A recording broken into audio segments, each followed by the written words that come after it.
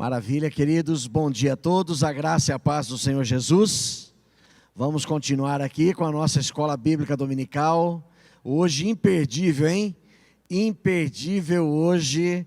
Você que está nos acompanhando, continue aí no link. Olha, é para todos nós, jovens, adultos, casais, homens, mas de uma forma especial hoje para as mulheres. Nós vamos falar sobre liderança feminina, mas nós homens vamos aprender também, com certeza, a importância da liderança feminina no lar, na igreja, na sociedade, no trabalho. As mulheres são uma bênção. E a nossa convidada desta manhã é a Érica. Por favor, Érica, pode chegar aqui, por favor, querida.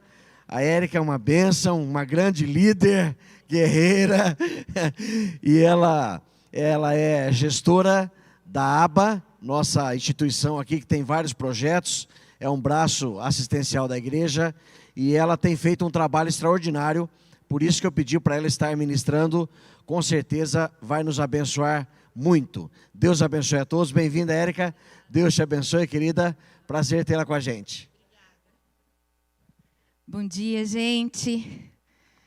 Para mim é um desafio, né? Falar depois de tantos professores tão capazes, que conhecem tanta teologia, conhecem tanto da palavra de Deus, mas eu tentei preparar um material que pudesse agregar e abençoar a todos, no sentido do conhecimento do que seria a liderança cristã, principalmente se nós temos hoje tantos desafios referentes ao empoderamento feminino, ao feminismo e outros movimentos que têm chegado à comunidade cristã e à nossa igreja também. Eu não sei se os meninos estão aí, se eles podem colocar os slides. Obrigada, pastor. Queria agradecer. Hoje, em especial, minha mãe está aqui comigo, então eu acho que eu estou extremamente coberta em oração e em presença de honra, né? A mãe é importante para isso. Dá para colocar os slides aí? Não tem? Então, maravilha. Vou pegar meu celular, que aí eu acompanho os slides por ali, tá? Mas eu fiz as apresentações para a gente permear um pouquinho sobre a história do direito das mulheres, né? Vamos pensar assim. Nós sabemos que um dos maiores problemas da discussão e da busca do direito das mulheres atualmente hoje é que nós possamos ter direitos iguais aos dos homens. Então, há uma grande discussão com relação a isso, e eu fiz alguns estudos específicos sobre a evolução do direito das mulheres, e por mais interessante, o que mais me chamou a atenção é o quanto o diabo deturpou a ideia da criação feminina, junto com a masculina no Éden. Então, vamos conversar um pouquinho sobre isso, e eu vou tentar, que pena que não tem os slides, eles estão tão autoexplicativos, mas enfim, vamos lá. Qual é a história dos direitos das mulheres? Quando a gente começa a pensar um pouquinho das civilizações antigas, do Antigo Egito, da Grécia, quando nós falamos um pouco sobre as civilizações há 4.000 anos antes de Cristo, como que as mulheres viviam?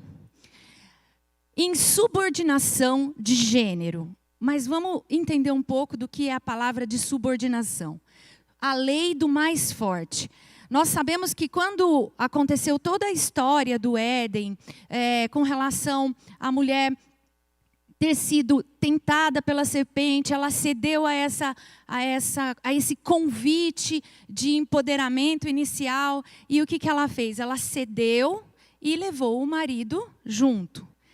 Quando sai do Éden e as civilizações começam a se expandir, outros deuses começam a ser criados, outra natureza, outra realidade começa a acontecer no meio do povo, a gente começa a perceber o quê? Que a mulher, ela tem uma descaracterização pessoal com relação ao seu papel quanto ajudadora. Obrigada, ai que bênção. Slide 2, obrigada, viu? Não tem áudio. Que é a subordinação com relação à lei do mais forte.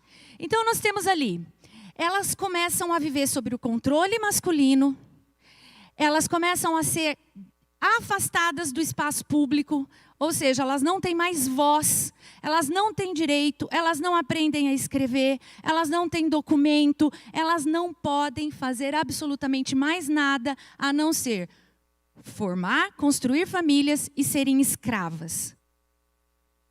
Mas se nós lembrarmos da formação da mulher, qual é a palavra? Far-lhe-ei uma ajudadora. Isso daqui não está na Bíblia. Certo? Então vamos continuar no histórico. Então nós temos 4.000 anos até 476 anos depois de Cristo, quando essas mulheres começam a o quê? Se rebelar. Nós estamos falando do mundo secular, vamos pensar em história, tá? Primeiro. E para isso, elas começam a aperfeiçoar os seus afazeres domésticos, trabalhar com artesanatos, elas começam a ampliar seus conhecimentos com relação à nobreza, viram senhoras feudais administrando grandes propriedades, porque nós temos que lembrar que no começo do convívio, a população vivia em tendas. Então, eram grupos muito separados, não havia uma civilização tão moderna quanto a gente pensa quanto a gente compara e vive hoje, certo? Então, elas começam a administrar as suas propriedades, as suas fazendas, os seus negócios. Aí elas agora são líderes de escravas, de outras mulheres, de outras pessoas, são as senhoras feudais. E elas começam a desenvolver um gerenciamento, mas sob supervisão e permissão masculina. Isso era a regra.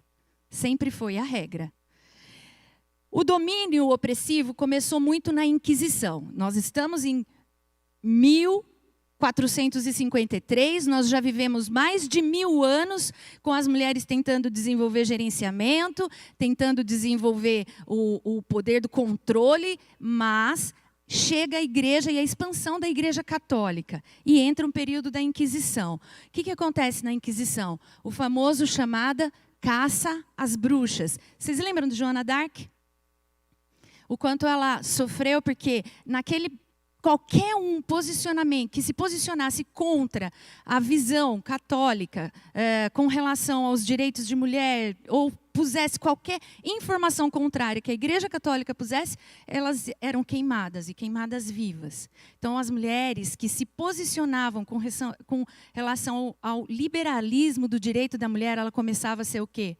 Perseguida, queimada e destruída. Então, foi um domínio cada vez mais opressivo. Mas esse painel começou a mudar. A partir de 1453 até praticamente 1800, as mulheres começaram a participar das lutas por direitos humanos. Então, a gente chega no período da Revolução Francesa. E nesse período, há uma luta geral de direitos de liberdade, igualdade e fraternidade. Mas os homens lutavam por isso na Revolução Francesa, pensando nos direitos deles. Certo? Então, nesse período aqui, por mais que nós tivéssemos algumas evoluções no gerenciamento dos feudos e houvessem as senhoras feudais, quem aqui já viu um filme clássico, já viu como que eram as senhoras antigamente, né? Mas elas eram submetidas aos seus patriarcais, donos da fazenda, donos dos seus domínios. Então, nós vamos vendo que não houve evolução dos direitos específicos das mulheres. E aí entra Rousseau. Rousseau fala assim, a mulher, ela foi criada exclusivamente para amamentar e educar filhos. Ela foi criada para isso, para nada mais. As mulheres, slide 2, por gentileza, as mulheres começam a se revoltar grandemente. E aí começam os movimentos específicos que nos trouxeram os direitos que nós temos hoje. E isso é o que me encanta. Encanta porque alguém um dia se posicionou, alguém um dia se levantou. E aí nós começamos com a história dessa senhora, essa Mary Wollstonecraft, eu acho que é assim que fala, não sou tão boa na pronúncia. E ela começou a lutar pelos direitos das mulheres. A primeira luta específica foi, eu quero votar. as pessoas que estão conduzindo a comunidade, a civilização, eu quero poder opinar. Quem é que é essa pessoa que vai participar? As mulheres começaram a ter voz. Então, ela brigava que a mulher precisava ser educada, frequentar a escola. Elas não podiam frequentar a faculdade. Pensa sobre isso. Elas não podiam frequentar nenhuma instituição de ensino. E direito ao voto. Só que, apesar da Mary ter lutado tanto, e ela era uma pessoa que tinha um posicionamento muito específico sobre isso, o resultado da luta dela veio 100 anos depois. Só 100 anos depois, com um protesto, com quase 15 mil mulheres, uma guerra mais ou menos das mulheradas, tudo tomando as ruas, elas criaram o dia, foi aí que foi lançado inclusive o Dia Internacional da Mulher, em 8 de março, elas protestaram e falando, viu, nós também temos direitos, eu quero votar, eu quero aprender, eu quero estudar, eu quero ter liberdade de ir e vir sem ter que pedir permissão para o meu marido. E aí essas 15 mil mulheres criaram uma força tão absurda que começaram a conquistar os seus direitos, são os direitos que nós temos hoje.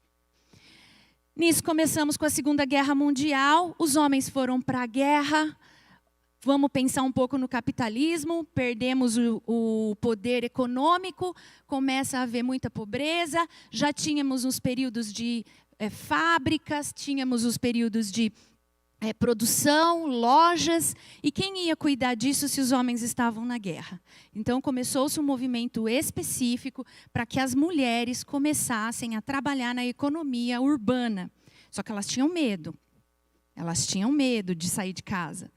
Nós estamos falando de mulheres que não tinham nenhum tipo de instrução, ao contrário de outras que saíam às lutas. São as nossas donas de casa. E o que acontece? Elas são uma mão de obra barata. Contratar uma mulher, e isso mudou muito? Acho que não, né? Salário, hoje, apesar dos direitos das mulheres crescerem, ainda há uma diferença salarial e uma guerra sobre isso até hoje, em 2022. Mas elas eram o quê? Uma mão de obra barata na economia urbana. Gente, começa então a luta da declaração dos direitos humanos na Segunda Guerra Mundial, começa todo o crescimento da pós-Segunda Guerra Mundial, e aí eles criam a ONU, uma conferência sobre direitos humanos, e no México. Maravilha, nós evoluímos.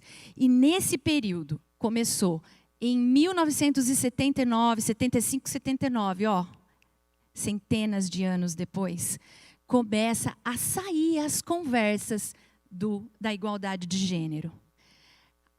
Trabalhar sobre a violência feminina, porque as mulheres, nesses períodos, elas não tinham direito de escolha de marido, elas tinham que casar com um e procriar. E ai se não procriasse, elas eram realmente rejeitadas nesse sentido. Então, começa a violência, discriminação, inferioridade, e elas lutando contra isso. E a discussão aí, a gente está falando de história, ainda não entramos na parte da visão de Deus com relação a tudo isso. E aí nós chegamos aonde... Próximo slide, por favor. No feminismo. Quem aqui já viu essa imagem? We can do it. Essa é uma imagem que foi e que é hoje amplamente usada como símbolo do feminismo. E o empoderamento feminino, empowerment, saiu nos Estados Unidos, isso daí foi ampliando de uma forma grande e tomando a cabeça das mulheres de uma forma que, para mim, deturpou completamente o sentido do que é ser mulher e a luta por que todas essas mulheres tiveram durante todas essas décadas, todos esses anos. Feminino, sumiu algumas coisas, saiu a formatação, mas é a ação de tornar-se poderoso. Então, a gente vem agora, na década de 70, o crescimento do direito das mulheres, elas começam a ter os seus direitos humanos incorporados aos direitos humanos da ONU, e isso toma as redes sociais. Redes sociais começam a ampliar aqui no ano de 2000, e elas são dominadas de que eu posso ser poderosa igual um homem é poderoso. E esse discurso começa a se ampliar em todos os segmentos. esse símbolo do We Can Do It não tem nada a ver com o feminismo. Foi criado em 1943. Lembra que eu falei ali sobre a economia urbana? Quando as mulheres estavam começando a sair para o mercado de trabalho, elas tinham um certo medo sobre isso. Então, esse símbolo foi criado especificamente para incentivar as mulheres. Viu? Vocês podem trabalhar também. Só que o feminismo tomou posse disso, dizendo a gente pode ser igual ao homem. Então, a partir de 1980, ele foi incorporado e virou o símbolo do movimento feminista. Segundo as minhas pesquisas, é uma das imagens mais solicitadas ao arquivo histórico, com permissão para uso em rotatividade de campanhas, tatuagens e outros movimentos específicos. Mais uma vez, uma deturpação do seu sentido original. Hoje, nós vamos falar hoje do empoderamento feminino. Existe o ONU Mulheres, que foi criado, tem o seu escritório em Nova York, em 2010. ONU Mulheres, ele criou 7 princípios específicos sobre empoderamento feminino. E a ONU trabalha hoje em parceria com empresas e instituições, buscando colocar em prática 7 princípios. Eu não vou listá-los porque são muito empresariais, são muito voltados à área social e econômica, mas que buscam trazer uma equalização de direitos com relação ao psicológico, cognitivo, político e econômico. Passa o próximo, por gentileza. E daí, eu gostaria... O próximo slide, por favor. Eu gostaria de entrar sobre uma outra concepção. Deus e a identidade de gênero. Chegamos aqui. Quando nós vamos falar sobre a questão de criação, eu não sei vocês, mas eu sou uma pessoa que gosto demais de apreciar a natureza. Pássaros é a minha paixão. Eu sigo páginas que eu vejo a diversidade da criação de pássaros. E eu fico imaginando o quanto que a criatividade de Deus não tem limites quando Ele forma e transforma algo e alguém. Quando Deus nos criou, Ele nos criou com peculiaridades e aspectos fisiológicos específicos e especiais. Ou seja, nós não somos iguais. Estamos falando de gênero, né? Homens e mulheres. E aí há uma guerra hoje com relação a nós lutarmos por igualdade, mas não há uma possibilidade de lutarmos por igualdade se não somos iguais. E aí nós vamos falar sobre essas diferenças. Em aspecto fisiológico, o Criador nos criou de formas diferentes.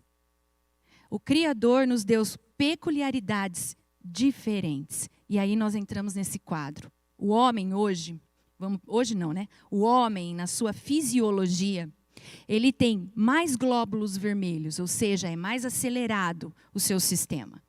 Ele tem maior capacidade de oxigênio. Se nós compararmos com a função respiratória feminina, o nosso pulmão e o nosso processo respiratório ele é menor em capacidade e em tamanho. Os desempenhos aeróbicos do homem também é mais amplo com relação à mulher. Isso a gente vê muito que tem a diferença, né, de homem e mulher no esporte. Os homens eles fazem corridas mais longas, as mulheres mais curtas. As dimensões cardiovasculares e a sua musculatura superior também é mais resistente comparado à mulher. Ou seja, suas vantagens: força, potência e velocidade. Aí nós vamos para a parte fisiológica feminina. Qual que é a parte fisiológica feminina? Ela tem extrema flexibilidade. Ela é mais ágil. E por que ela é mais ágil? Ela é mais leve. Então, ela é mais ágil. Ela tem melhor coordenação motora. Quantos homens você vê praticando ou fazendo crochê? É raro nós vermos. Não que ele não possa. Da mesma forma, não é que uma mulher não tenha uma capacidade de desempenhar algum papel. Mas a coordenação motora feminina, ela é mais fina. Os pedagogos estudam muito isso, né? Coordenação motora fina e tudo mais para as crianças. O gasto calórico, a mulher, ela retém mais porque tem mais calorias no seu corpo. E nós temos mais caloria porque nós amamentamos, nós geramos crianças dentro de nós, ou seja, o nosso corpo ele tem um gasto calórico inferior ao gasto calórico masculino. Quem aqui já não ouviu a sua esposa, sua filha ou alguém falar assim, nossa, meu banho tem que ser super quente, mulher é friorenta.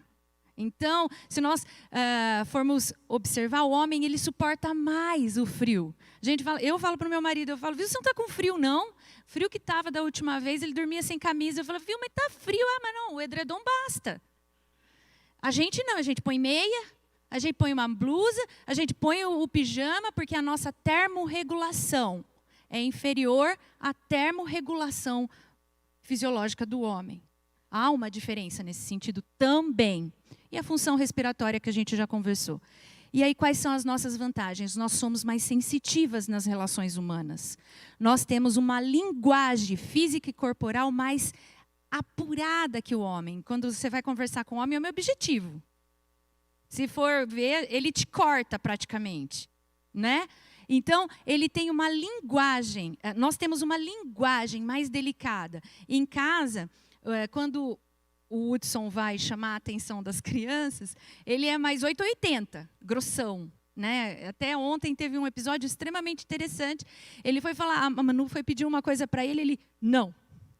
Aí ela olhou para ele, fez aquela carinha de gato de chorar que chorou. Aí eu falei, viu, não é assim, é uma menininha, ela é uma moça. Ele falou, mas o que eu fiz? Porque a linguagem dele é mais objetiva. Aí eu falei, não, vai lá falar com ela assim. Porque a mulher ela tem uma linguagem mais delicada para falar com outras mulheres, né? E com crianças. E nós temos mais domínio de movimentos. Troca para mim, por gentileza. Então, há diferenças, sim, fisiológicas e psicológicas com relação ao homem e à mulher. Feitas por um Deus perfeito, um Deus criador, que já imaginava qual seria nosso caminho na Terra. Se nós pararmos para pensar, 4.000 anos antes de Cristo, civilizações egípcias, gregas, o povo vivendo em tenda, não existia supermercado. Tinha que caçar. Se nós estamos falando de períodos, vamos pensar, nós estamos num país tropical, mas pensa lá na Palestina, naquela região. Se a mulher tivesse que sair para caçar, com todas essas deficiências fisiológicas,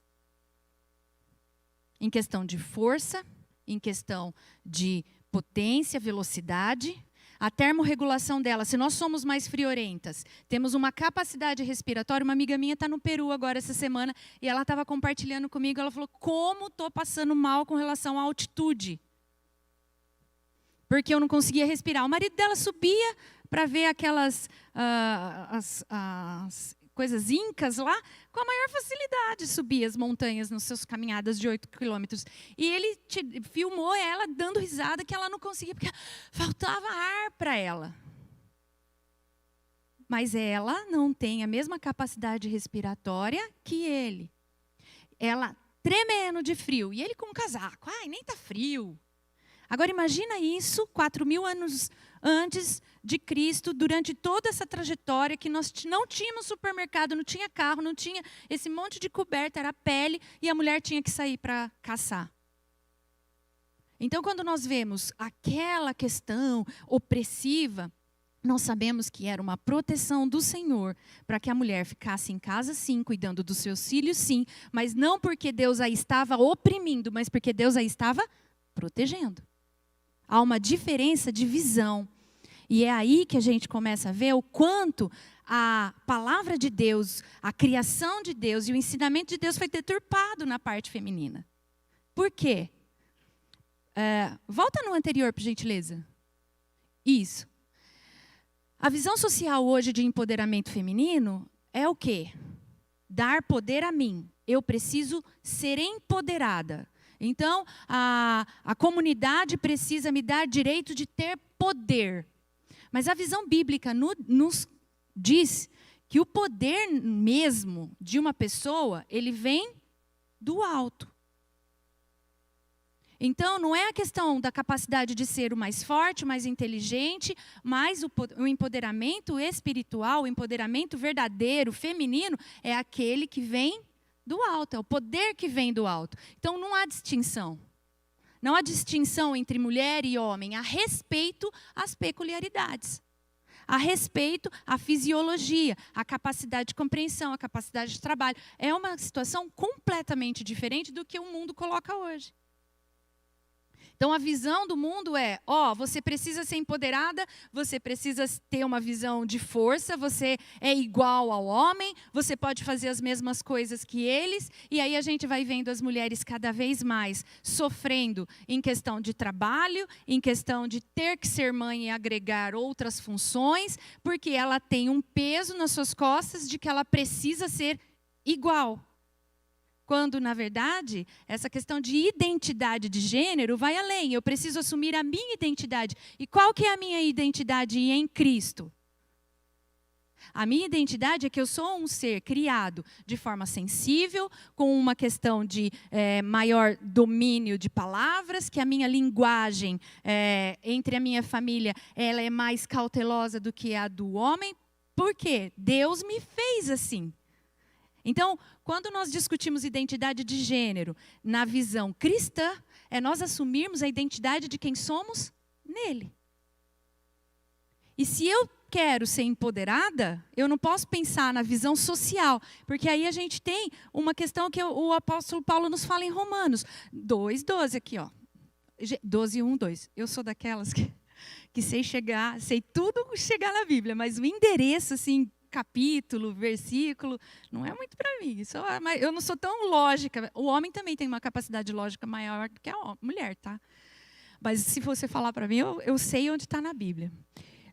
Qual que é a advertência que Paulo nos fala? Não tome a forma do mundo, que a gente não se amolde. Essa é a maior advertência. E a gente, na questão de empoderamento feminino, não podemos nos amoldar. Por quê?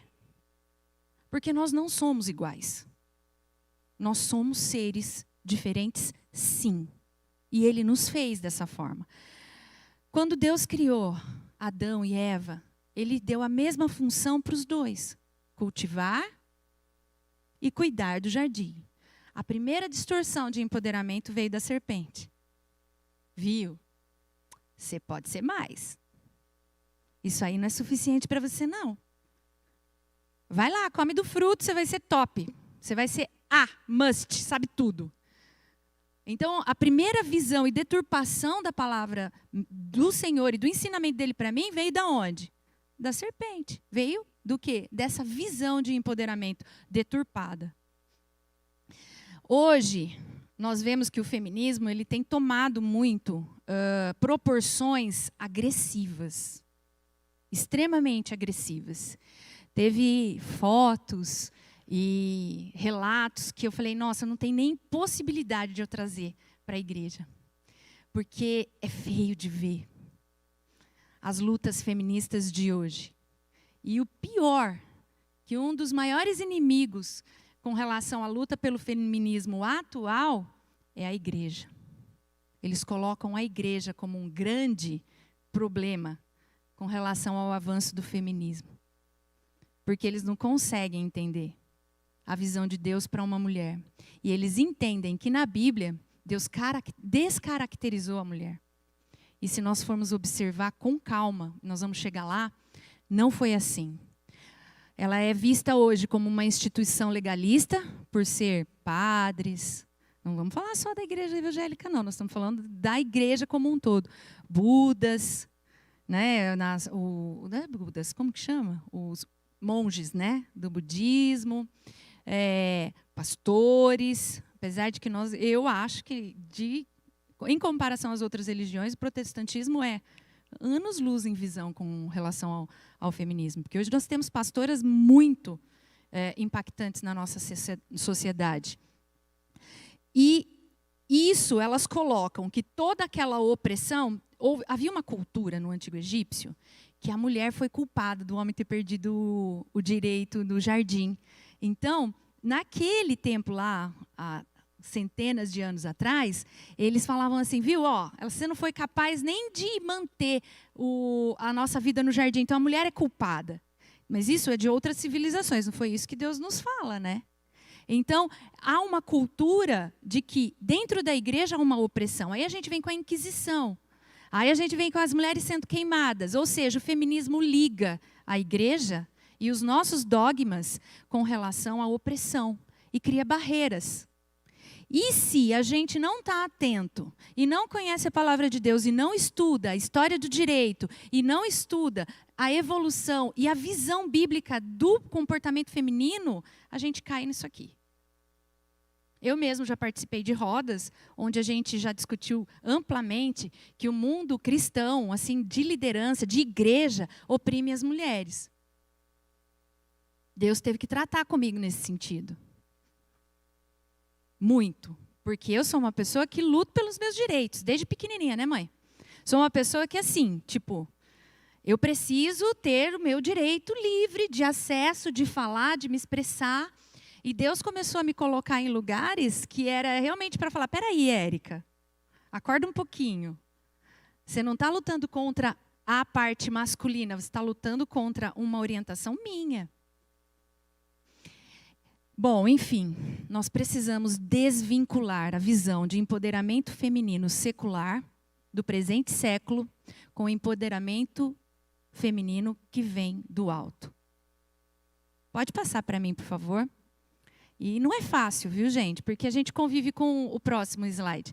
A gente convive com outras mulheres e eu tenho amigas que brigam comigo com relação a isso.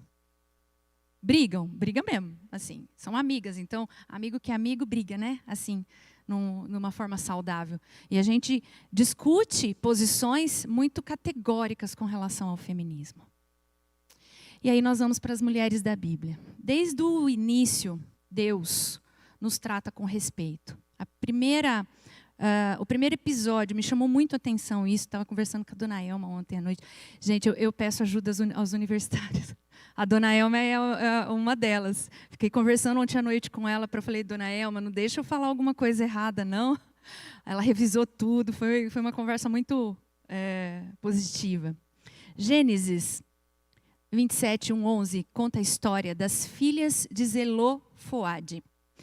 Elas eram, vocês lembram muito bem que nos mandamentos bíblicos, a parte inicial, era tudo girava em torno do clã masculino. Então, eles gerenciavam, se uma mulher morresse, ela era dada em casamento ao próximo responsável pela família, eles é que tinham o direito às propriedades. E aconteceu um caso específico que quando Zelofode morreu, ele só tinha filhas mulheres. E aí, elas perderiam todo o direito às posses e heranças do pai. E foi o primeiro caso assim, de justiça, pode-se dizer assim, registrado na Bíblia nesse sentido. Por quê? Quando elas levaram o caso a Moisés, Moisés foi fazer o quê? Consultar o Senhor. E o Senhor disse o quê? Elas têm direito. Então, o direito nosso é preservado por Deus desde o princípio. O problema é que a gente quer deturpar o direito que a gente tem. A gente quer desqualificar o direito que Deus nos deu. Com o molde desse mundo. E daí a gente se dá mal. E vive essa brigaiada danada que, na verdade, não tem sentido. Só nos leva a maior opressão. Se nós formos pensar em referências bíblicas, vocês sabem que nós temos centenas. Então, nós temos Sara, Joquebede, Rebeca, Miriam, Ruth, Esther. São as famosas, né? Referências bíblicas que nós temos com relação ao posicionamento de Deus, ao cuidado de Deus, de colocar sobre a mão de mulheres responsabilidades tão grandes. Temos a juíza Débora, ela tinha liderança política, militar, era uma mulher de influência, uma mulher que realmente dominou no seu tempo, liderou no seu tempo. E por mais interessante, na minha opinião, uma das coisas mais interessantes, eu até conversei esses dias sobre isso, é o quanto Deus cuidou tanto das mulheres, que até as piores mulheres, com pior histórico, fazem parte da genealogia de Jesus. Se você for ler Mateus 1, não fala de Sara, nem de Rebeca.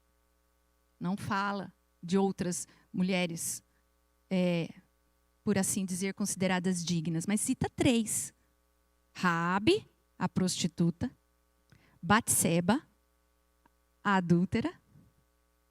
E quem mais? Ruth, a gentia. Não é interessante isso, como Deus nos cuida? Ele nos cuida nem pela questão das nossas maiores fraquezas, mas porque Ele nos fez para sermos cuidadas e amadas, protegidas.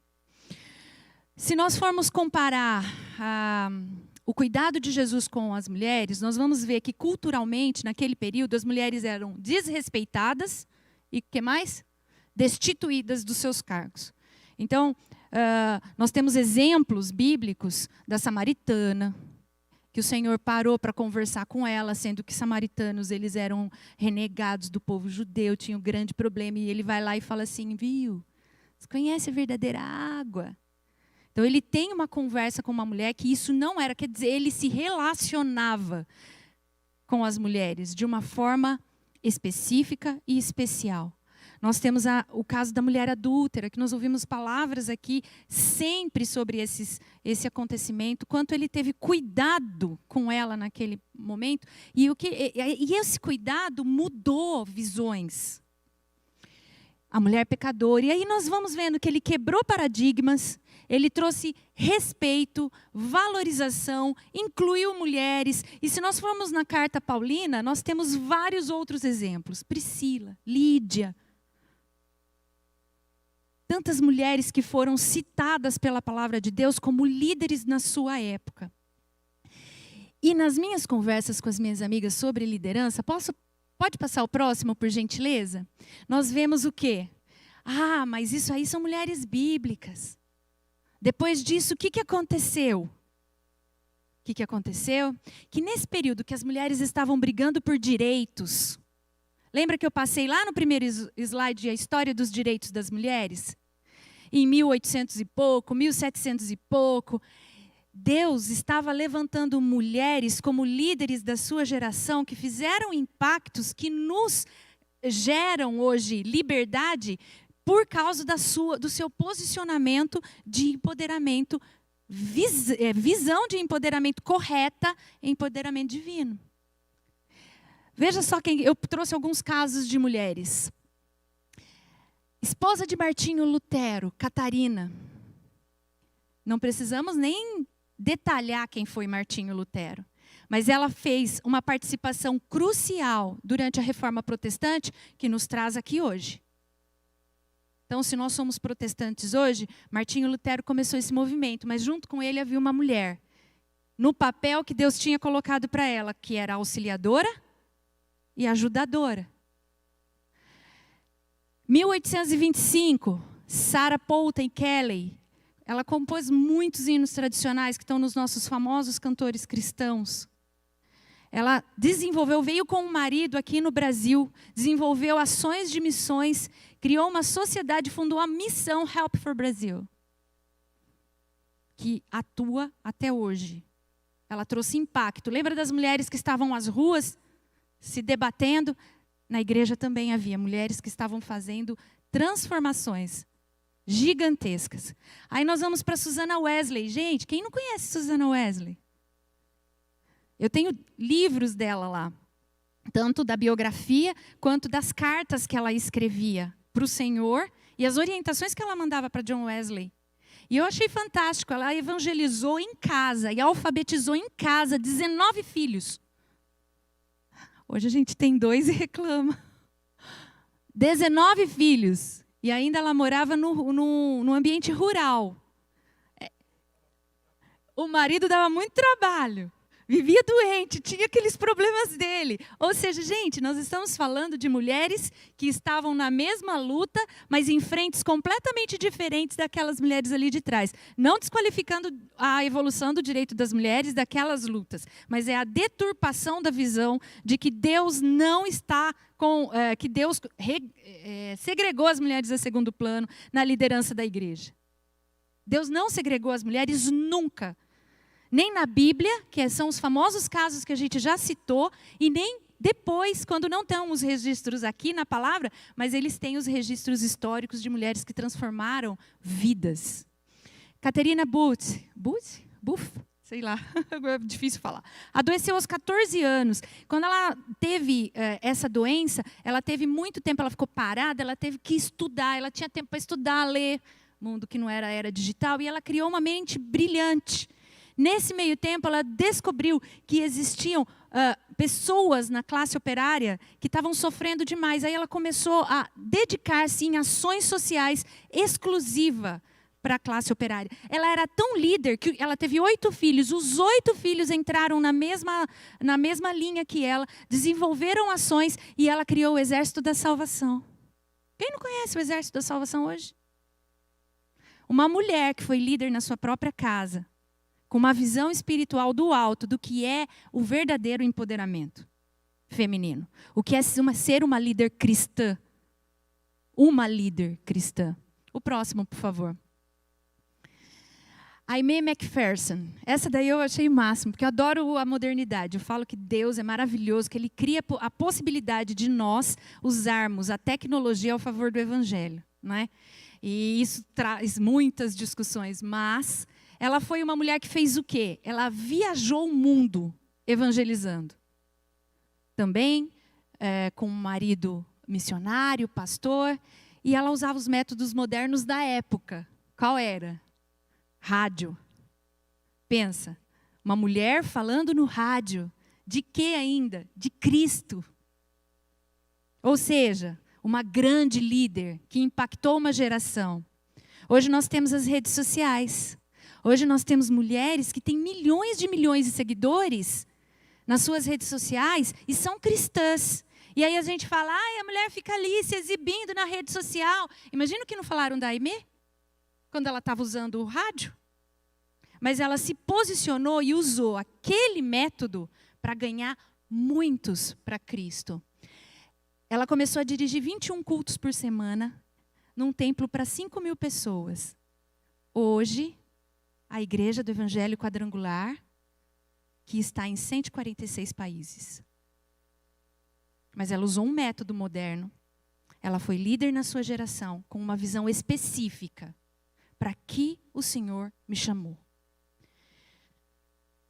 Corriton, eu vou para cá primeiro, que ela é a anterior. Edith Schaeffer, filha de missionários.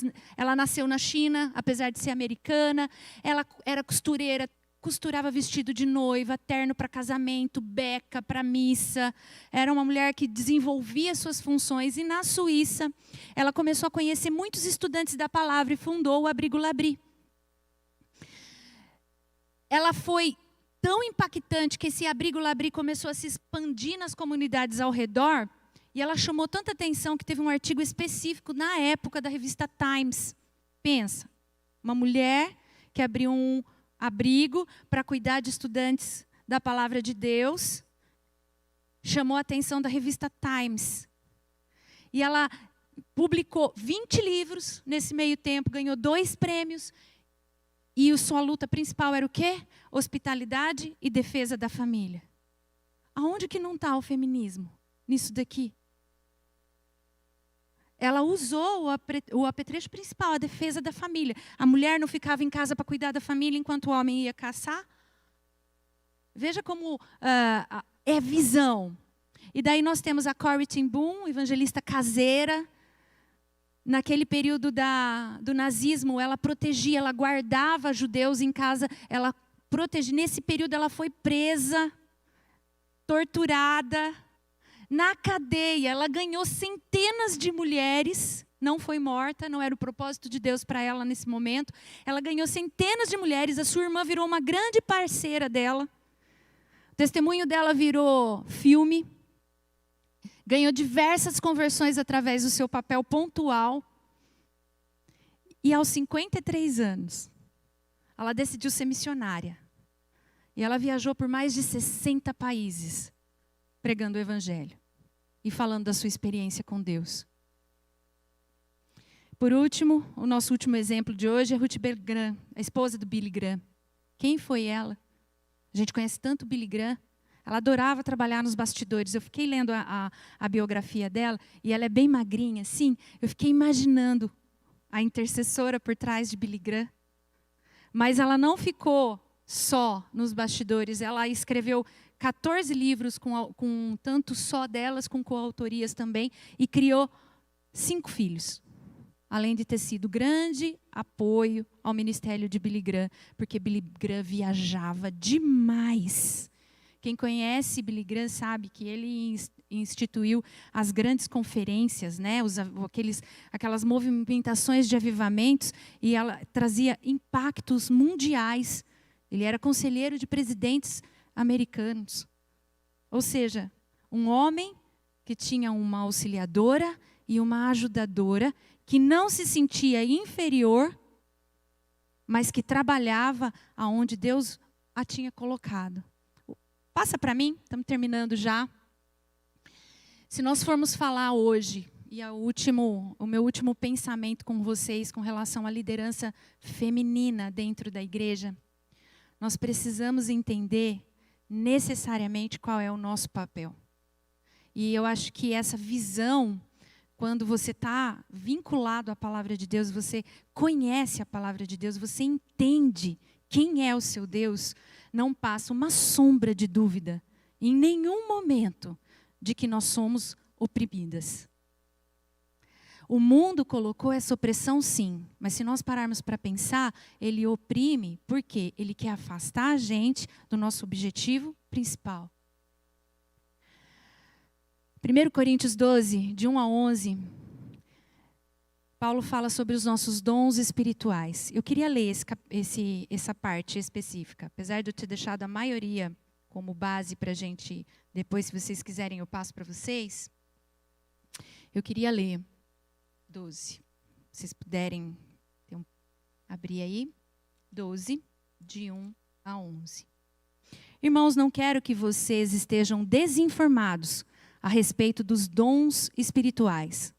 Vocês sabem que quando eram gentios, se deixavam conduzir aos ídolos mudos, conforme vocês eram guiados.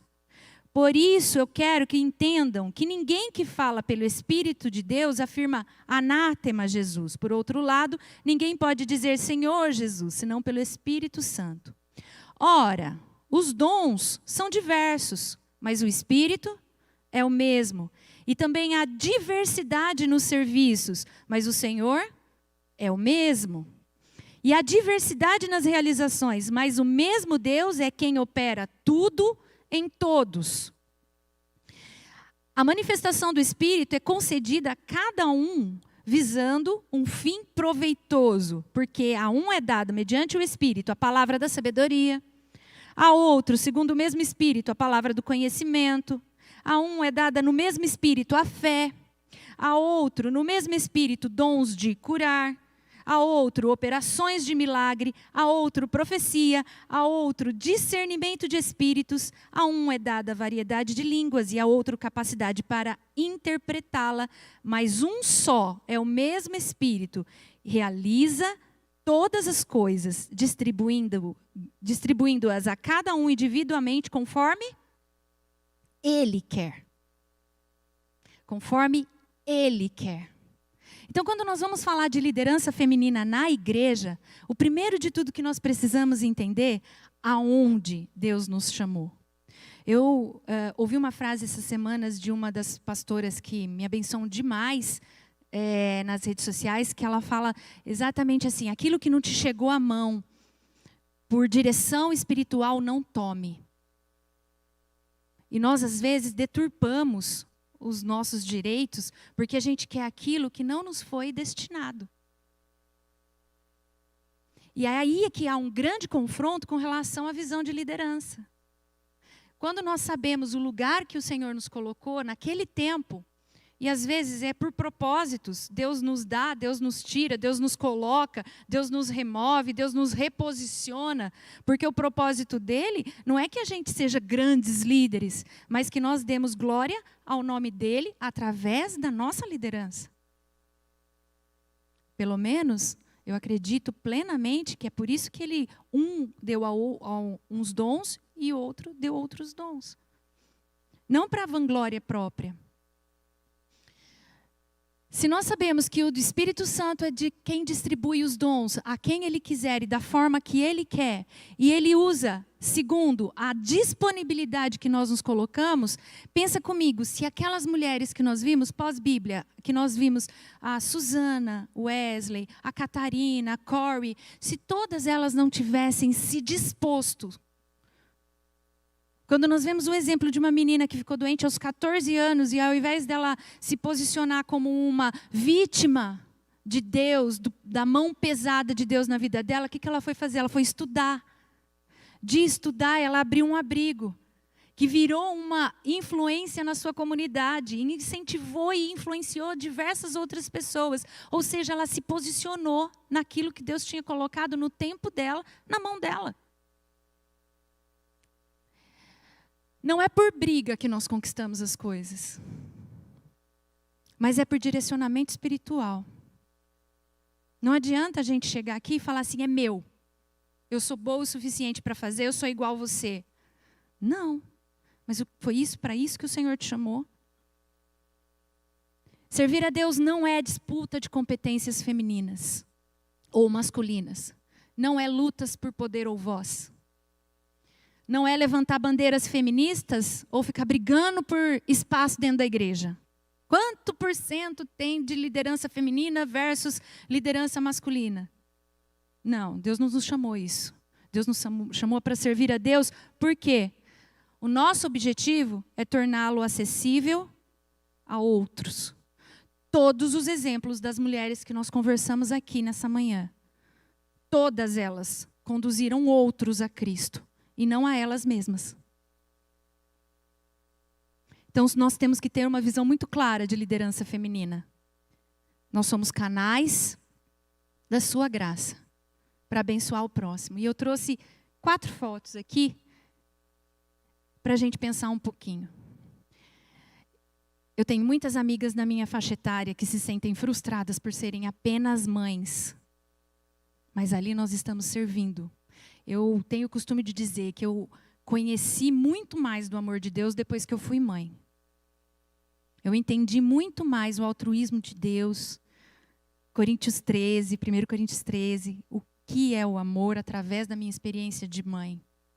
E Satanás hoje rouba essa questão. Outro dia eu vi uma moça de 22, 23 anos, cristã, grande influencer nas redes sociais, publicar um Twitter dizendo assim, eu ser mãe? Jamais na minha vida. Que Deus me livre. Crente. Porque a visão de ser mãe é que eu perco direito a mim e aí eu tenho que dividir o que é meu com o outro. Mas espera aí, servir a Deus não é aproximar-se? Para que aproximar os outros de Deus? Não é uma missão?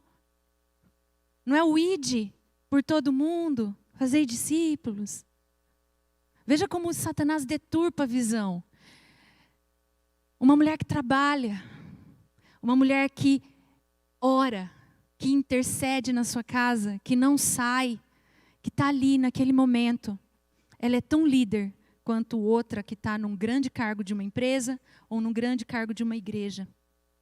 Eu faço parte de alguns grupos de mulheres no Brasil, de movimentos específicos, e uma das coisas que a gente conversa muito com meninas daqui, do Amapá e tudo mais, é a questão da visão de que elas querem ser iguais às grandes influencers de hoje, mas o Senhor não as chamou para serem grandes influencers nesses lugares. Deus as chamou para ser influência no local que ela está plantada. Às vezes dentro da sua casa, dentro do seu comércio, dentro do seu trabalho humilde, às vezes plantada independente do que for. Isso é ser líder na visão do empoderamento que vem do alto. Por último, gente, agradecendo muito por vocês terem ficado até aqui. Passe próximo para mim, por favor. Eu queria deixar para a meditação a base que eu tomei para escrever tudo isso. E para conversar com vocês sobre isso. Já não há judeu e nem grego. Não há também nem escravo e nem livre, nem homem e nem mulher. Todos vós sois um em Cristo. Quando nós chegarmos no alto, não vão ser as nossas conquistas, mas quem foi Ele através de nós. Que tipo de mulher nós estamos sendo na nossa comunidade hoje? Uma mulher que influencia positivamente com a visão que vem do alto, ou uma mulher que briga por direitos na visão do empoderamento feminino, de que você precisa ser poderosa para ser igual a todo mundo? Se nós formos falar em questão de igualdade, nós vamos lembrar dos maiores exemplos de Jesus, que foi que antes ele lavou os pés dos seus discípulos. Ele precisava? Não precisava. Então, um verdadeiro empoderamento, ele vem do alto. Não somos nós que tomamos. Que você possa ser abençoado por essa palavra e que você ache o seu lugar de empoderamento em Deus. Obrigado, gente.